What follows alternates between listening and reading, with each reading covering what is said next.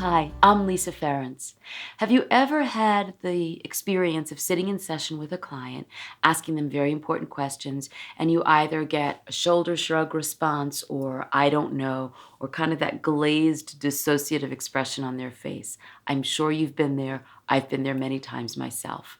I know that in the past, when a client answered with I don't know, that felt like a really powerful roadblock, and I really didn't know what to do next. But now, when a client says, I don't know, it's really their way of telling me that they can't access the information in Broca's area, which is the languaging part of their brain. And what we can do instead is put to the side the need for words and invite the client to take a kind of backdoor approach to being able to express and articulate what they're feeling. And this is where I think drawing can be incredibly valuable. So I want to talk just a little bit about this idea of when words fail, inviting your client to instead illustrate their emotion using line, shape, and color. Now, it's important to say that this is not in any way allowing mental health professionals to define themselves as art therapists, because that is a licensed profession. But what we can do is use art therapeutically. And line, shape, and color are really wonderful, basic, non-threatening prompts that can invite the client to just think about this emotion that I'm sitting with right now. What are the colors or a color that might represent that? What are the abstract lines or shapes that might represent either something emotional or perhaps something somatic that they're feeling on their body?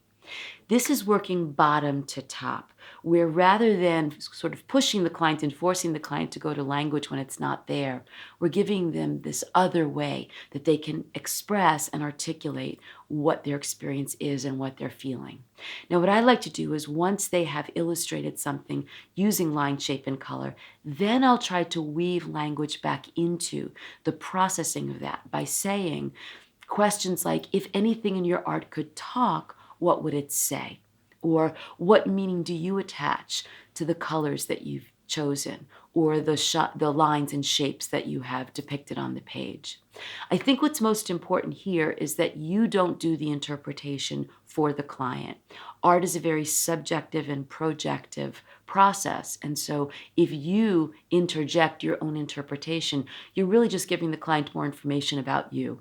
So what matters most is inviting the client to think about the meaning and the interpretation that they want to bring to the work that they've done. So keep this strategy in mind when you're sitting in session and you feel that roadblock because words are just not there. And instead think about bringing in drawing. If the client's not comfortable with drawing, by the way, you can always go to collage. So just going through magazines and inviting them to, again, point to images, shapes, colors, even words that describe what their experience is in that moment. This is a really safe, beautiful way to work bottom to top and eventually help the client to reconnect with that verbal narrative. So give it a try.